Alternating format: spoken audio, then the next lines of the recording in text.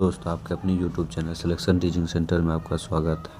तो कल से हम होमवर्क सीरीज परीक्षा मंथन करंट अफेयर्स बुक में पेज नंबर 66 से 70 आज पढ़ने वाले हैं। तो चलिए इसको स्टार्ट करते हैं।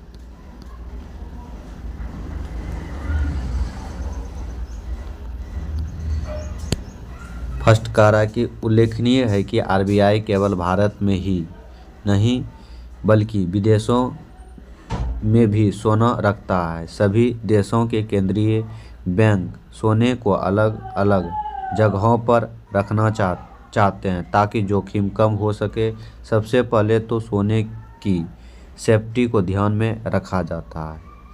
इसके आगे कह रहा है कि 2024 में भारतीय अर्थव्यवस्था की वृद्धि दर 6.5% अंक टार्ड है। अब कह रहा है कि 16 अप्रैल 2024 को संयुक्त राष्ट्र व्यापार एवं विकास सम्मेलन द्वारा जारी एक रिपोर्ट में भारत की अर्थव्यवस्था के वर्ष 2024 में 6.5% दर से बढ़ाने का अनुमान व्यक्त किया गया है। इसके आगे है कि इस रिपोर्ट के अनुसार भारत की अर्थव्यवस्था 2023 में 6.7% की दर से बढ़ी है। इसके अनुसार 2023 में हुई वृद्धि मौजूद सार्वजनिक पूंजीगत निवेश और सबसे सेवा के क्षेत्र की वृद्धि से प्रेरित रही है।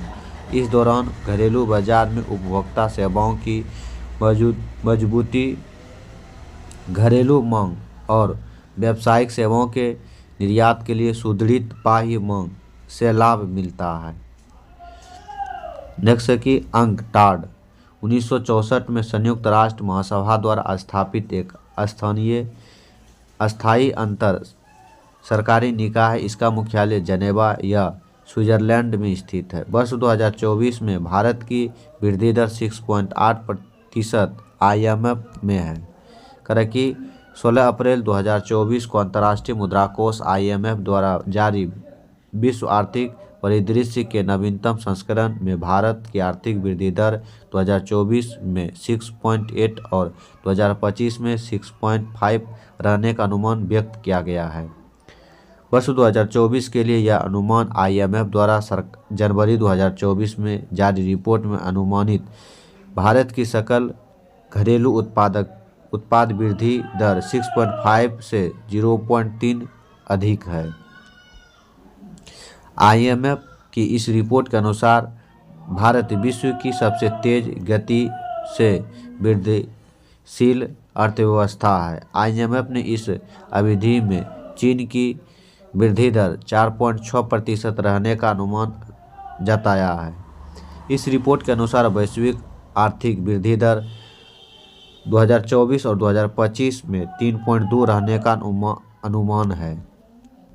अब है कि कारोबार के लिए भारत सबसे फायदेमंद स्थान जनवरी 2024 में जारी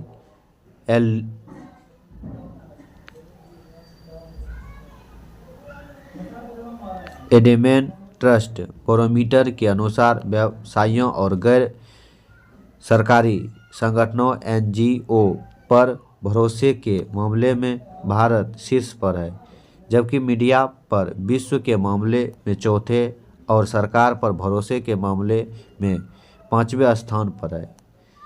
विदित हो कि विश्व आर्थिक मंच WEF की वार्षिक बैठक से पहले जारी एलिमेंट टेस्ट बैरोमीटर 2024 ने सरकार के प्रति अपने लोगों के भरोसे के संदर्भ में सऊदी अरब को शीर्ष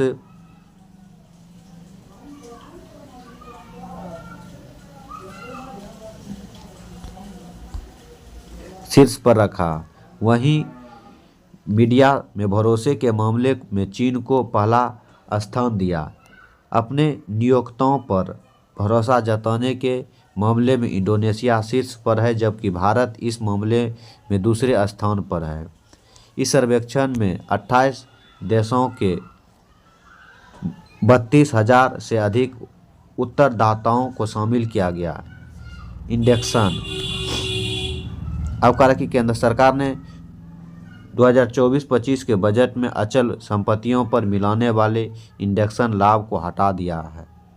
इसकी भरपाई के लिए long terms capital gains LTGC कर की दर को 20% से घटाकर 12.5% कर दिया गया है। केंद्र सरकार के इस फैसले से आवासीय संपत्ति बेचने पर अब LTCG में इंडेक्सन यानी महंगाई को समायोजित करने का लाभ नहीं मिलेगा। आसान शब्दों में इसका मतलब यह है कि पुरानी अचल संपत्तियों बेचने पर लोगों को महंगाई समायोजन का लाभ नहीं मिलेगा, साथ ही उन्हें उसे अधिक टैक्स का भुगतान करना पड़ेगा। बजट में लाए गए बदलावों के मुताबिक केंद्र सरकार ने 2001 से पहले खरीदी गई विरासत में मिली संपत्तियों पर करदाताओं के लिए इंडेक्सन लाभ बरकरार रखा है। कर की दर में बदलाव 23 जुलाई 2024 से लागू हो गए हैं। क्या है इंडेक्सन का लाभ? करा कि यह ऐसा नियम था जो महंगाई के हिसाब से अचल संपत्ति की कीमतों को समायोजित करता था। इसे समझने के लिए पहले कॉस्ट इन्फ्लेशन इंडेक्स CII को समझना जरूरी है। CII एक ऐसा नंबर होता है जो हर साल बदलता है। अचल संपत्ति खरीदने वाले व्यक्ति को खरीद वर्ष के हिसाब से एक नंबर मिलता था। इसी नंबर के हिसाब से महंगाई और लागत को संतुलित कर LTCG टैक्स लगाया जाता है। CII नंबर हर वर्ष के हिसाब से बढ़ता रहता है। नेक्स्ट क्वेश्चन है कि भारत डिजिटल रूप से विकसित सेवाओं का चौथा सबसे बड़ा निर्यात। अप्रैल 2024 में विश्व व्यापार संगठन WTO द्वारा जारी वैश्विक व्यापार परिदृश्य और सांख्यिकी पर एक रिपोर्ट के अनुसार भारत अब डिजिटल रूप से वितरित सेवाओं का चौथा सबसे बड़ा निर्यातक बन गया है। 2023 में भारत का डिजिटल रूप से वितरित सेवाओं का निर्यात $257 बिलियन होने का अनुमान है, जो पिछले वर्ष की तुलना में 17% अधिक है। इस वृद्धि ने भारत को रैंकिंग में जर्मनी से आगे निकलने में मदद की है, लेकिन यह अभी भी संयुक्त राज्य अमेरिका, यूनाइटेड किंगडम और आयरलैंड से पीछे है। नेक्स्ट है कि भारत में विदेश निवेश।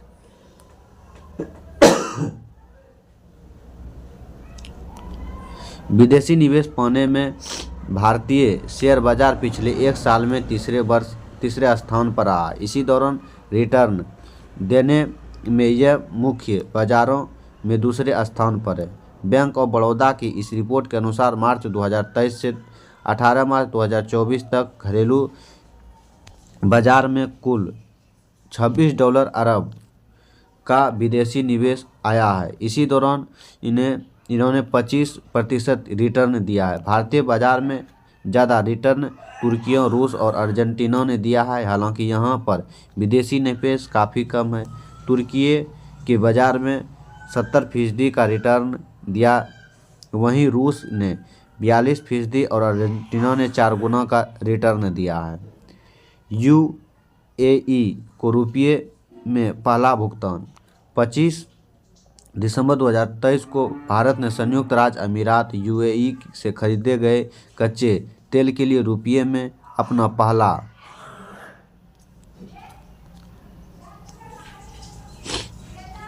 भुगतान किया।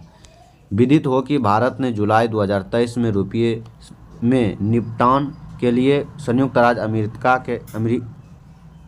अमीरात के साथ एक समझौते को औपचारिक रूप दिया। उल्लेखनीय है कि इंडियन ऑयल कॉरपोरेशन IOC ने Abu Dhabi national oil company ADNO से 10 लाख रुपये बैरल कच्चे तेल की खरीद का भुगतान भारतीय रुपये में किया। ज्ञात हो कि इसके अतिरिक्त रूसी तेल भी रुपये में आयात किए गए। वैश्विक स्तर पर स्थानीय मुद्रा को बढ़ावा देने के लिए यह भारत की ओर उठाया गया एक ऐतिहासिक कदम है।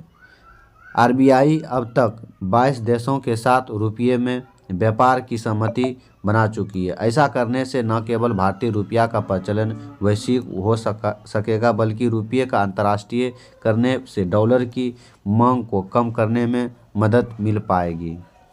अब है टिप्पणियाँ। पैन 2.0 परियोजना। नवंबर 2024 में आर्थिक मामले की कैबिनेट समिति ने आयकर विभाग के अंतर्गत तहत पैन 2.0 परियोजना पैन 2.0 प्रोजेक्ट की मंजूरी प्रदान की। इसको लागू करने के लिए सरकार 1435 करोड़ रुपये का निवेश किया जाएगा। पैन 2.0 एक ई गवर्नेंस परियोजना है जिसे प्रौद्योगिकी के माध्यम से करदाता पंजीकरण प्रक्रिया को आधुनिक बनाने के लिए डिजाइन किया गया है। इस परियोजना का उद्देश्य ऑनलाइन सत्यापन सेवा के माध्यम से वित्तीय संस्थाओं या सरकारी एजेंसियों एवं केंद्र व राज्य सरकार के विभाग सहित पैन डाटा का प्रयोग करने वाली सभी संस्थाओं के लिए अनिवार्य पैन डाटा वोल्ट सिस्टम स्थापित करना है। अब टैक्सिकल इंडेक्स फंड। टैक्सिकल इंडेक्स फंड एक इंडेक्स फंड है जो रिटर्न बढ़ाने के लिए बाजार समय रणनीतियों का प्रयोग करता है। इसका उद्देश्य पारंपरिक इंडेक्स फंडों की तुलना में रिटर्न में सुधार करना है, जबकि सक्रिय जोखिम का स्तर अभी भी कम है। भारत में दानदाताओं की सूची। नवंबर 2024 में वुडन इंडिया ने 2023-24 में देश में परोपकारी कार्यों के लिए दान देने वालों की सूची जारी की है। इस सूची में देश के कुल 1,539 अमीरों को शामिल किया गया है। इसमें प्रत्येक की व्यक्तिगत संपत्तियां 1,000 करोड़ रुपये से ज़्यादा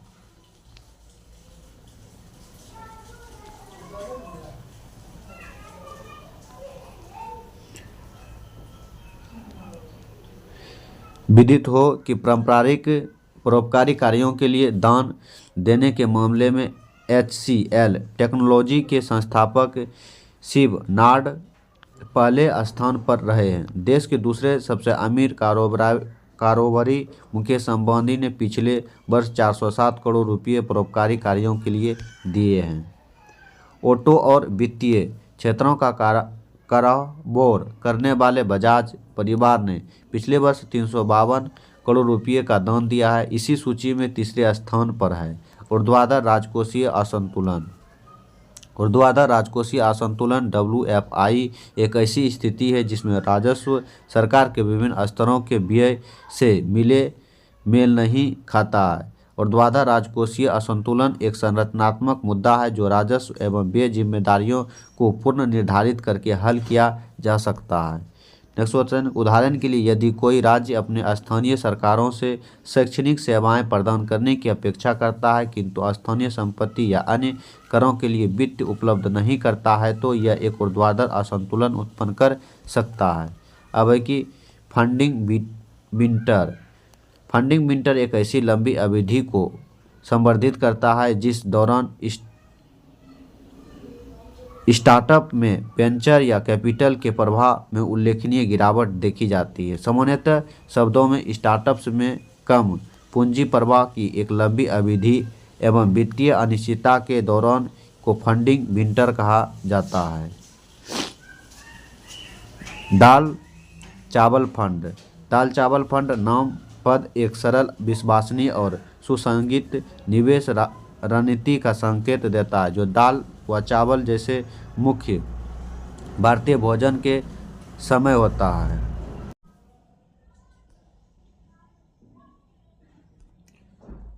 जो दाल व चावल जैसे मुख्य भारतीय भोजन के समान है। यह फंड व्यापक आधार पर म्यूचुअल फंड माना जाता है जो हर समय उपयुक्त होने के साथ ही कई क्षेत्र में विस्तृत है। डिजिटल करेंसी या रुपया नोट और सिक्के का इलेक्ट्रॉनिक रूप है। डिजिटल करेंसी के इस्तेमाल के बाद से आपको नोट और सिक्के की ज़रूरत नहीं पड़ेगी। इसे आप आसानी से अपने शॉपिंग आदि के लिए इस्तेमाल कर सकते हैं। नेक्स्ट है कि अंतर्राष्ट्रीय वित्तीय सेवा केंद्र। IFSC एक वित्तीय केंद्र है जो घरेलू अर्थव्यवस्था के अधिकार क्षेत्र से बाहर के ग्राहकों को सेवा प्रदान करता है। भारत में IFSC को अंतर्राष्ट्रीय वित्तीय सेवा केंद्र प्राधिकरण द्वारा विनियमित किया जाता है, जो एक वैधानिक प्राधिकरण है जिसे अंतर्राष्ट्रीय वित्तीय सेवा केंद्र प्राधिकरण 2019 के तहत स्थापित किया गया था। इसका मुख्यालय गुजरात में GIFT सिटी गांधीनगर में है। अटल पेंशन योजना वार्षिक पुरस्कार। बैंक ऑफ इंडिया कि बैंक ऑफ इंडिया ने लगातार 2 वर्ष पेंशन फंड विनियामक और विकास प्राधिकरण द्वारा FY 2023-24 के लिए अटल पेंशन योजना वार्षिक पुरस्कार जीता है। भूख हॉटस्पॉट संसार में पाए जाने वाले मेगा डाइवर्सिटीज वाले क्षेत्र है जहां जंतु और पादपों की जातियां बहुत बड़ी संख्या में पाई जाती है। ठीक उसी प्रकार जहां तीव्र खाद्य असुरक्षा बढ़ रही है, उसी भूख हॉटस्पॉट की संज्ञा दी जा रही है। Green stamp paper. हाल ही में पंजाब सरकार ने पंजाब में उद्योगपतियों को उद्योग को विकसित करने के लिए ग्रीन स्टाम्प पेपर जारी किया है, जिससे उन्हें उद्योग लगाने में सरलता प्राप्त की है तथा उन्हें कई प्रकार के अप्रूवल 15 दिनों के अंदर प्राप्त किए जाएंगे।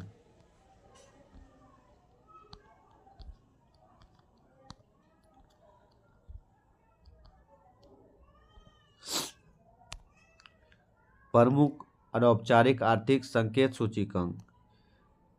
लिपास्टिक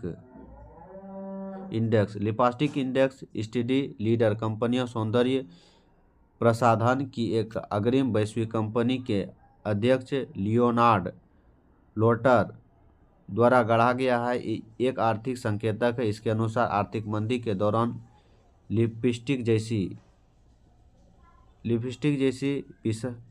विलासित की स्थिति वस्तुओं की बिक्री में वृद्धि होती है। वस्तुतः जब उपभोक्ता वित्तीय कठिनाइयों का सामना करता है तो वे अधिक महंगी वस्तुओं पर व्यय में कटौती कर सकते हैं। हालांकि फिर भी वे अपने मनोभाव को बेहतर बनाने के लिए सौंदर्य प्रसाधनों जैसी सस्ती विलासित वाली वस्तुओं का प्रयोग कर सकते हैं।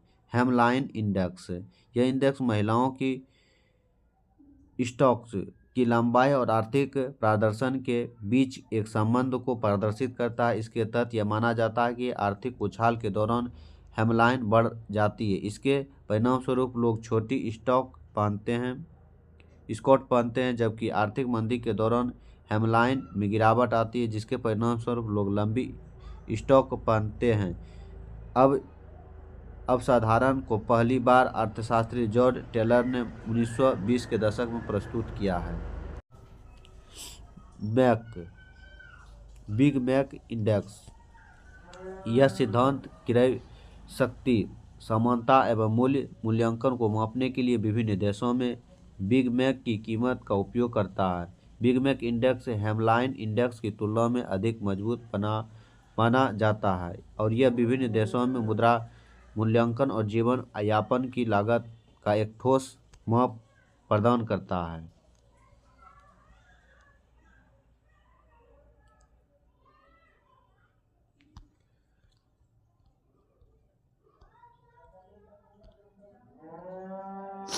रेलवे संशोधन विधेयक 2024। दिसंबर 2024 में लोकसभा में रेलवे संशोधन विधेयक 2024 पारित किया गया।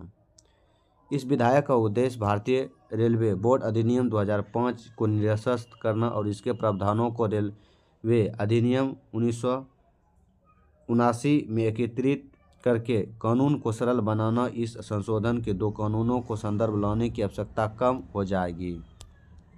नेक्स्ट कि यह विधेयक रेलवे अधिनियम 1989 की धारा 2 में संशोधन करता है और रेलवे बोर्ड से संबंधित एक नया अध्याय 1 जोड़ने का प्रावधान करता है। यह रेलवे बोर्ड को केंद्र सरकार द्वारा निर्धारित कुछ शक्तियां प्रदान करने का प्रावधान करता है। संशोधित विधेयक में जोड़े गए प्रावधान केंद्र सरकार को रेलवे बोर्ड की संरचना, बोर्ड सदस्यों की संख्या, उसकी सेवा शर्तें, उसकी योग्यता और अनुभव इत्यादि तय करने का अधिकार देता है।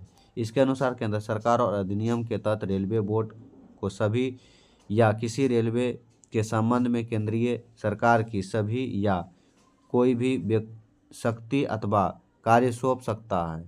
जैसा कि साथ ही में 1905 के अधिनियम के तहत नियुक्त बोर्ड के अध्यक्ष एवं सदस्य भी इस अधिनियम के तहत नियुक्त माने जाएंगे। रेलवे बोर्ड पहले ही अस्तित्व में है और इस विधेयक में किसी नए बोर्ड या निकाय के लिए गठन का प्रस्ताव नहीं है। इस विधेयक में प्रचलन, दक्षता में सुधार और शक्तियों का विकेंद्रीकरण करने संबंधित प्रावधान शामिल किए गए हैं, जिससे रेलवे जोन को अधिक स्वायत्तता मिलेगी।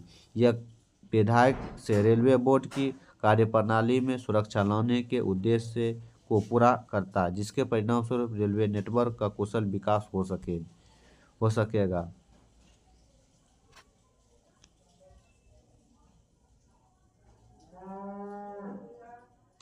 इसके बाद एक आवश्यक सेवा अनुरक्षण अधिनियम।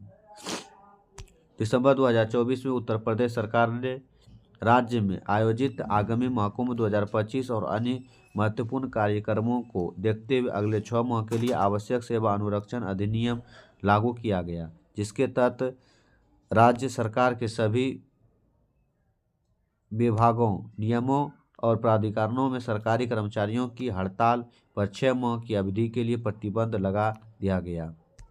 आवश्यक सेवा अनुरक्षण अधिनियम विदित हो कि उत्तर प्रदेश आवश्यक सेवा अनुरक्षण अधिनियम राज्य विधायक द्वारा 1966 में पारित किया गया था। इस अधिनियम का उद्देश्य राज्य में कुछ आवश्यक सेवाओं जैसी ऐसी सेवाएं जिसके विधित होने से सामान्य जनजीवन प्रभावित होता है, इस जैसे सार्वजनिक परिवहन, स्वास्थ्य सेवाएं उपलब्ध सुनिश्चित करना है। यह अधिनियम आवश्यक सेवाओं में शामिल नियोजकों एवं परिश्रमों को कार्य करने से मना करने या हड़ताल करने पर प्रतिबंध और उल्लंघन करने पर जुर्माने का प्रावधान भी करता है। बैंकिंग कानून संशोधन विधेयक 2024। दिसंबर 2024 में लोकसभा ने बैंकिंग संशोधन कानून विधेयक 2024 में पारित किया। यह विधेयक निम्नलिखित कानूनों में संशोधन का प्रस्ताव है। भारतीय रिजर्व बैंक 1934, बैंकिंग विनियम अधिनियम 1949, भारतीय राष्ट्रीय बैंक अधिनियम 1955। बैंकिंग कंपनियों उपक्रमों का अधिग्रहण और हस्तांतरण अधिनियम 1970 है। बैंकिंग कंपनियों उपक्रमों का अधिग्रहण और हस्तांतरण अधिनियम 1980। इस विधेयक में संशोधन का उद्देश्य बैंकों को सुरक्षित, स्थिर और स्वस्थ रखना है। इसमें ग्राहकों के लिए बैंकों को और आसान किया गया है। इसमें बैंक व्यवस्था में सुधार और निवेश सुरक्षा को बढ़ावा दिया गया है। इसमें परिवारों के लिए धन वितरण सरल होगा और प्रक्रियात्मक देरी कम होगी। बोन ओसिफिकेशन टेस्ट, व्यक्ति की वास्तविक आयु का पता लगाने के लिए बोन ओसिफिकेशन टेस्ट किया जाता है। इसमें किशोर न्याय अधिनियम के तहत मुकदमा चलाने से लेकर खेल प्रतिस्पर्धा में भाग लेने के लिए किसी संदेश की स्थिति में वास्तविक आयु का परीक्षण किया जाता है। विदित हो कि इसको स्थिर परीक्षण भी कहते हैं। ऑफिशियल एप्लीकेशन की प्रतिक्रिया। एप्लीकेशन अवस्थितियों के निर्माण की प्राकृतिक प्रक्रिया है। यह प्रक्रिया भ्रूण के प्रारंभ विकासात्मक चरण से शुरू हो कि किशोरावस्था के अंतिम चरण तक जारी हो सके। हालांकि प्रत्येक व्यक्ति में यह प्रक्रिया थोड़ा भिन्न होती है। इसके तहत अस्थियों के विकास के चरण के आधार पर व्यक्ति की अनुमानित आयु को निर्धारित किया जा सकता है। ओसिफिकेशन के दौरान शरीर की विभिन्न अस्थियां कैल्सिफिकेशन या कठोर होने की प्रक्रिया से गुजरती है, क्योंकि कैल्शियम एवं फास्फोरस जैसे खनिज अस्थियों के मैट्रिक्स में जमा हो जाते हैं। व्यक्ति की आयु बढ़ने के साथ साथ अस्थियों के निर्माण की दर धीमी हो जाती है और अंततः अस्थियां अधिक नाजुक हो जाती है और फ्रैक्चर अस्थि भंज होने का खतरा रहता है। इस प्रक्रिया को पुनर्निर्मित प्रक्रिया के कारण विशिष्ट अस्थियों में ओसिफिकेशन के स्तर डिग्री के आधार पर किसी व्यक्ति की आयु का अनुमान लगाया जाता है। क्या है bone official test? Bone official test नामक चिकित्सीय प्रक्रिया को प्रायः एपिथेलियल फ्यूजन टेस्ट के नाम से भी जाना जाता है। इस परीक्षण का उद्देश्य अस्थि के संलयन के लिए स्तर डिग्री का संश्लेषण करके किसी व्यक्ति की आयु का अनुमान लगाने के लिए किया जाता है। इसमें हाथी एवं कलाई जैसी कुछ अस्थियों का एक्सरे किया जाता है ताकि कंकाल व जैविक विकास का पता लगाया जा सके। इन छवियों की तुलना मानसिक विकास के एक्सरे की जा सकती है जो आयु निर्धारण करने में सहायता कर सकती है।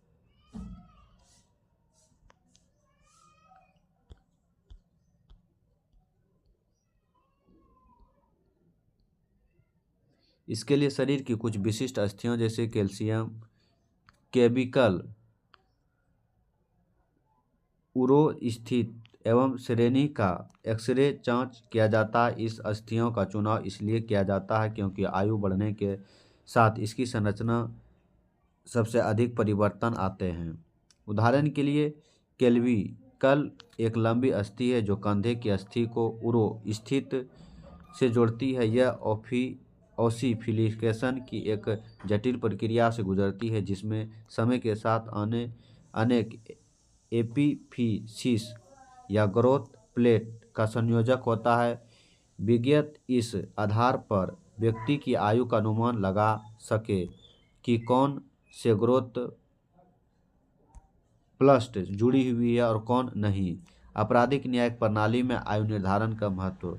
भारत की आपराधिक न्याय प्रणाली में 18 वर्ष से कम आयु के व्यक्ति को नाबालिग माना जाता है। इस संदर्भ में प्रक्रिया सुधार पुनर्वास तथा सजा के मामले में आपराधिक कानून किशोर एवं वयस्क के बीच अंतर है। 18 वर्ष से कम आयु के किसी भी किशोर पर किशोर न्याय बाल देखभाल एवं संरक्षण अधिनियम 2015 लागू होता है।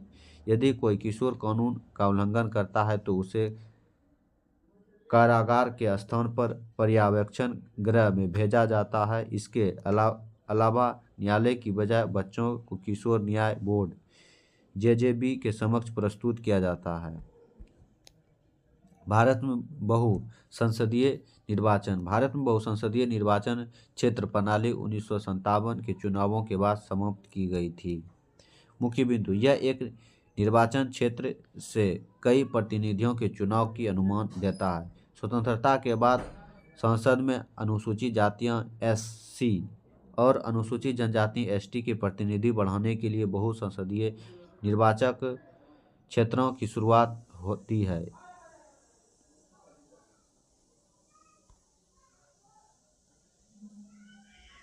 इस निर्वाचन क्षेत्र में कुछ क्षेत्रों में जनसंख्यिकी के आधार पर एससी और एसटी के लिए सीट निर्धारित की गई थी। आरक्षित एससी एसटी और सामान्य दोनों श्रेणियों के उम्मीदवार इन सीटों का चुनाव लड़ सकते थे। महिलाओं का एक निर्वाचन क्षेत्र में उपलब्ध सीटों की संख्या के अनुरूप कई वोट आवंटित की गए, जैसे 2 सदस्यीय निर्वाचन क्षेत्र जहां अनुसूचित जाति के आबादी काफ़ी अधिक है, मतदाता 2 वोट डाल सकते हैं। प्रत्यक्ष पार्टी एक सामान्य और एक अनुसूचित जाति के उम्मीदवार को नामांकित कर सकती है और चुनाव में पहले स्थान पर आने वाले उम्मीदवारों का सिद्धांत का पालन किया जाता है। अधिक वोट पाने वाले उम्मीदवार लोकसभा में जीत जाते हैं। अगर आपको वीडियो पसंद है तो वीडियो को लाइक, सब्सक्राइब और शेयर कीजिए।